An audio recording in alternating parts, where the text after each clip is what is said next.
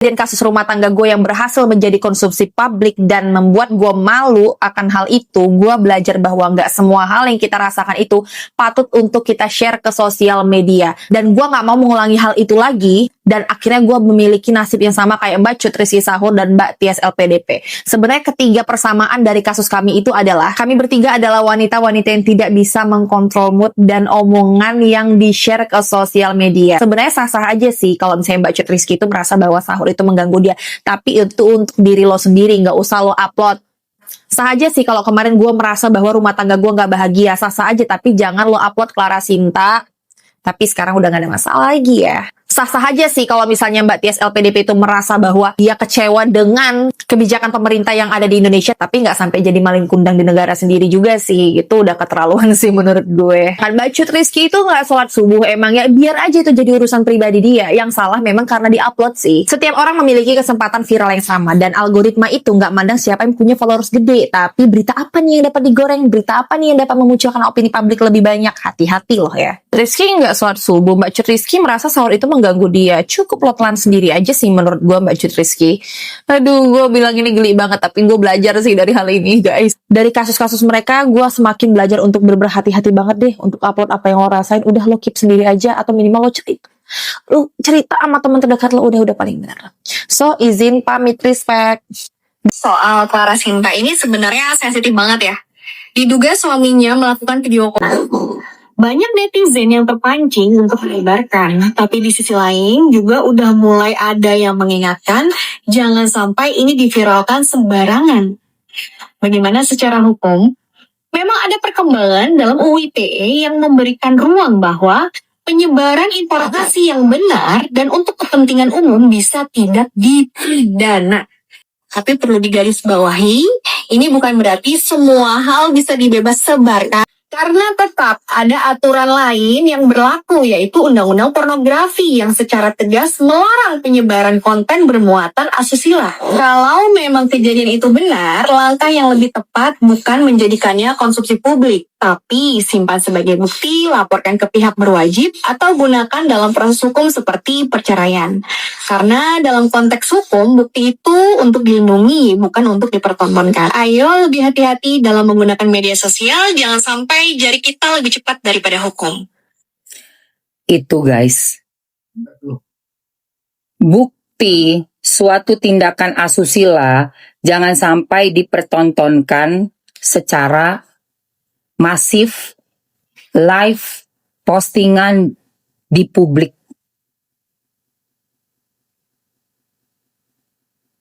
Itu. Jadi tindakan dari CS kemarin itu sangat-sangat disayangkan sebenarnya.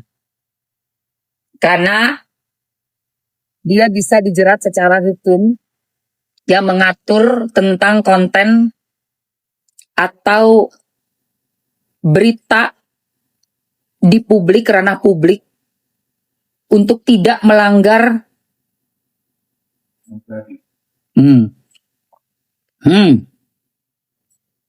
ya, jadi konten asusila tidak boleh. Jadi seperti itu.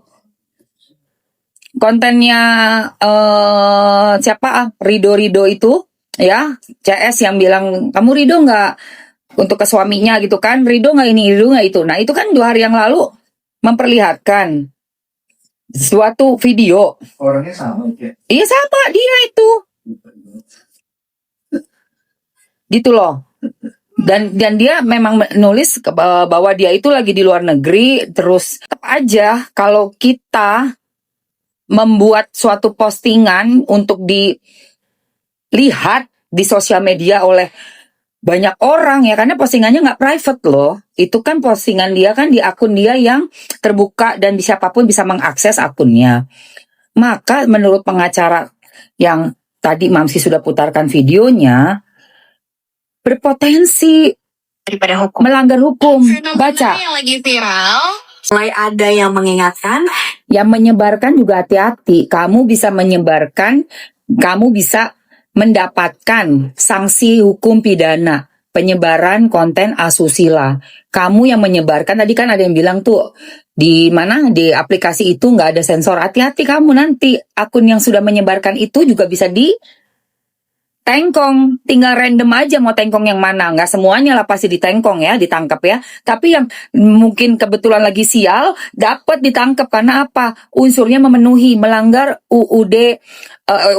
Undang-Undang Asusila. Kalau asusila masih bagus tuh bahasa. Kalau yang satunya tuh agak-agak ngeri. Jangan sampai ini diviralkan sembarangan. Bagaimana secara hukum? Memang ada perkembangan dalam UU ITE yang memberikan ruang bahwa penyebaran informasi yang benar dan untuk kepentingan umum bisa tidak dipidana. Karena tetap ada aturan lain yang berlaku, yaitu Undang-Undang Pornografi yang secara tegas melarang penyebaran konten bermuatan asusila. Kalau memang kejadian itu benar, langkah yang lebih tepat bukan menjadikannya konsumsi publik, tapi simpan sebagai bukti, laporkan ke pihak berwajib, atau gunakan dalam proses hukum seperti perceraian. Karena dalam konteks hukum, bukti itu untuk dilindungi, bukan untuk dipertontonkan. Ayo lebih hati-hati dalam menggunakan media sosial, jangan sampai jari kita lebih cepat daripada hukum. Nah guys, Nah, yang lagi kalau udah kayak begini, Minyak banget ya. aku juga kemarin tuh kepikiran, kok bisa si Clara Sinta ini langsung nge-up dengan gampangnya gitu loh, memperlihatkan Pasta. ada video yang bentukannya kayak begitu masuk ke dalam postingan sosmednya dia. Karena apa? Berpotensi banget itu kena undang-undang asusila tadi. Walaupun alasannya adalah dia kaget kok bisa ngedapetin video seperti itu dari HP suaminya dan memperlihatkan bagaimana suaminya video callan dengan seorang perempuan yang tidak berbusana ya, tanpa busana. Coba kita lihat ya, apakah masih ada postingannya dia? Masih guys, tapi yang udah disensor. Ini masih ada.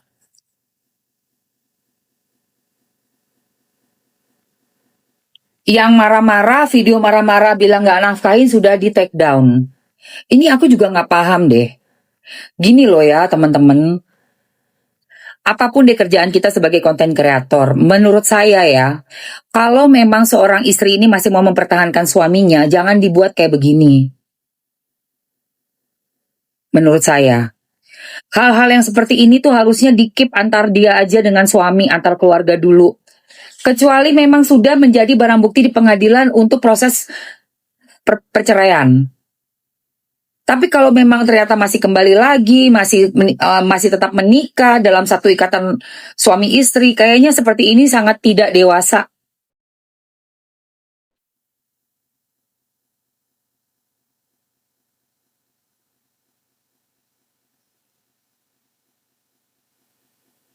Mamski juga sangat-sangat tidak setuju dan mengutuk perbuatan dari si suami ataupun perempuan yang dibayar untuk melakukan VCS ya. Tapi Mamsi juga sangat tidak setuju seorang istri mengangkat dan memberitakan, mengupload hal-hal yang sangat tidak layak dilihat oleh masyarakat. Karena saat kita mengupload sesuatu di konten kita ini, mengkontenkan sesuatu di dalam sosial media kita harus sudah berpikir yang akan melihat bisa jadi anak-anak, di bawah umur, orang-orang yang tidak ada hubungannya dengan rumah tangga kita, dan juga pastinya marwah atau harga diri dari anak-anak kita. Anak-anak kita. Kan itu bapak. Bapak diupload kayak gitu. Bukan sebagai barang bukti ke lapor polisi. Seperti si Inaroh, kasus Inaroh ya. Tapi hanya untuk konten, dinaikkan di konten gitu ya. Terus, buat apa? Untuk apa itu? Untuk memperlihatkan, oh ini bapaknya anak-anak sangat BEJAD gitu. So what? Itu kan harusnya antar mereka aja kalau memang masih lanjut ya. Pernikahannya masih lanjut. Nggak untuk diperlihatkan di sosial media. Apalagi tidak disensor. sangat-sangat memalukan dan tidak sangat betul-betul gak pantas untuk dilihat oleh publik. Karena di publik ini gak semuanya 17 tahun ke atas, ada yang di bawah umurnya. Semua bisa akses, lihat HP mamahnya, lihat HP papanya.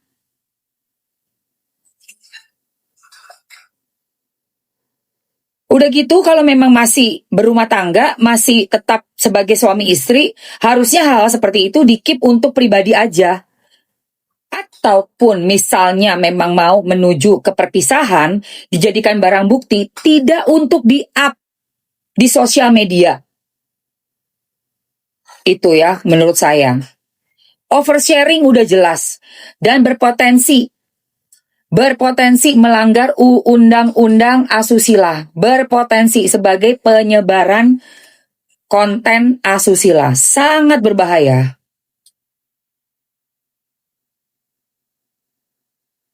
CS. Harusnya Clara Sinta lebih dewasa lagi ya dalam berkonten.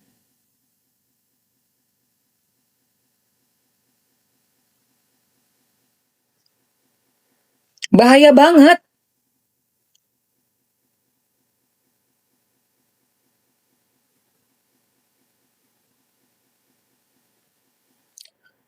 Anak-anaknya kan juga udah pada gede-gede juga. Kan malu juga.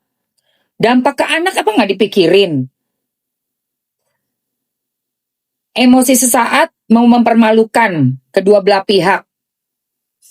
Tapi itu masih tetap istri. Nggak bisa begitu juga.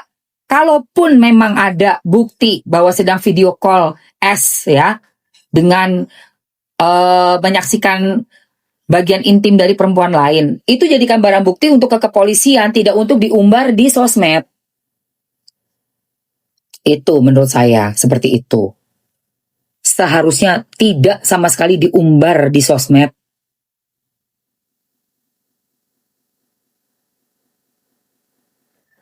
Dan ini sekarang udah jadi berita viral. Menurut Mamski sangat memalukan. Kita juga nggak tahu apakah memang akan berpisah atau bagaimana.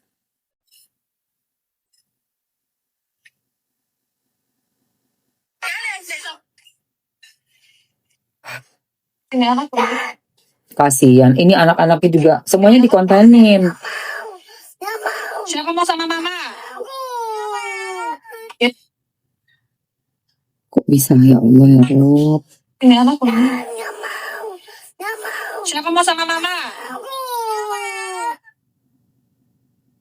Nggak paham lah gue.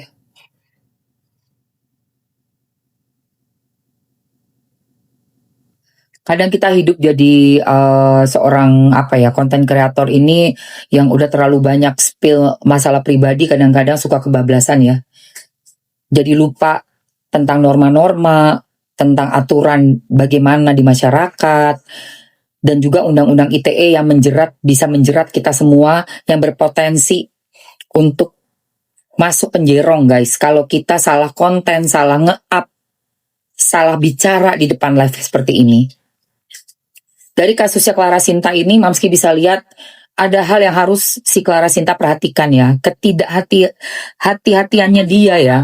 Sembarangan menurut aku, terlalu cepat sekali. Ibu berapa satu? Satu aja.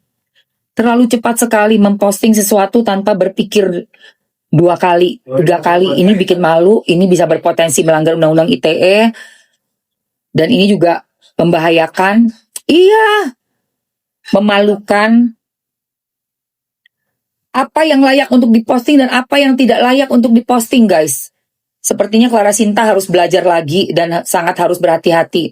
Kalau ada itu si korbannya, si perempuan yang memang melakukan VCS itu melaporkan, selesai loh. Karena itu kan dilakukan private ya, antara dia sama si laki.